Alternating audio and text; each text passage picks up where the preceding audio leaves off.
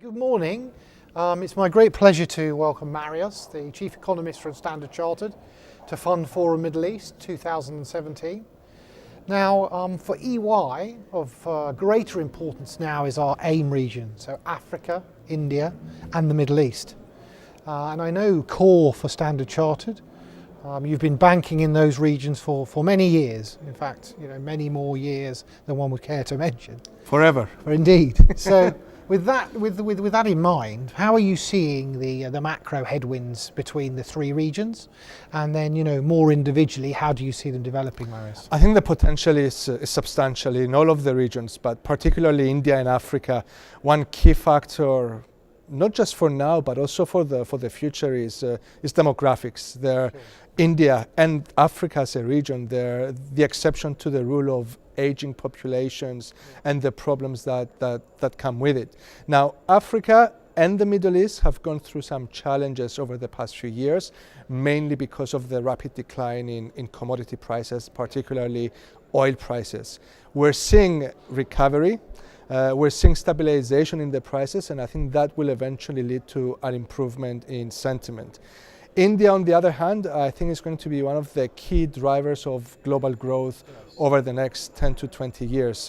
I think India will be the country that will be outgrowing China. It's already doing so, and with the reform agenda going along and continuing, I think the bright driver in the world economy for the future will be India. If the past 10, 20 years were all about China, sure, we should be looking for something similar on the Indian side. And how is the oil price now? We see numerous forecasts, whether it will indeed move towards 70 or slip back further. But if we take it as read, we're in a new norm of oil around $50 a barrel.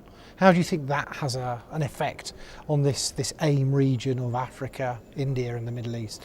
It's positive for India. If it doesn't go much higher, with India being a net importer of energy, it's going to be positive for the budget. If we have a rapid increase in oil prices, that will hurt the fiscal balance of India, it will hurt the current account, and it could begin to affect economic performance. Oil prices at 60 are relatively positive, I would say, for the Middle East, but not high enough.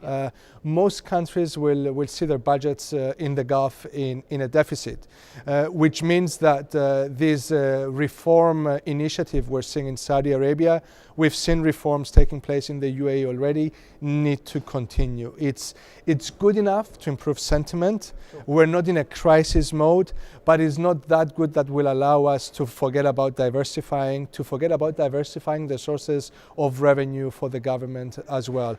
I think going forward, oil prices will be around the $60 per barrel level. It has been our forecast.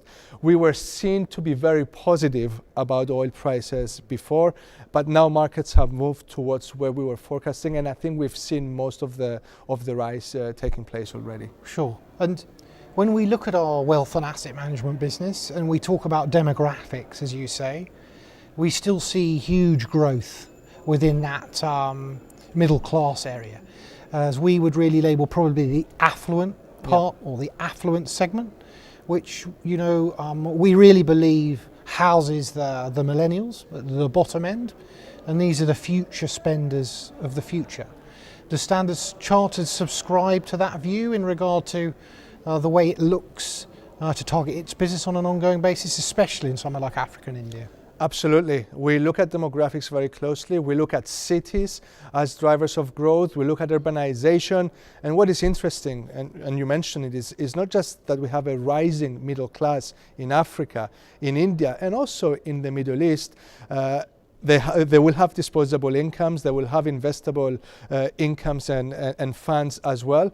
But these are also the regions that will be growing in the future. So not only do we have the savings, at least in the Middle East, coming from these regions, we will also have the growth opportunities in the same regions.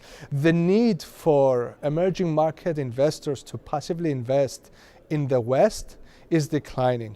Sure. So not only do we have the savings in the East, in Africa, in the Middle East, in India, and the rest of Asia, I think the investment opportunities will be coming from those regions as well. No, excellent.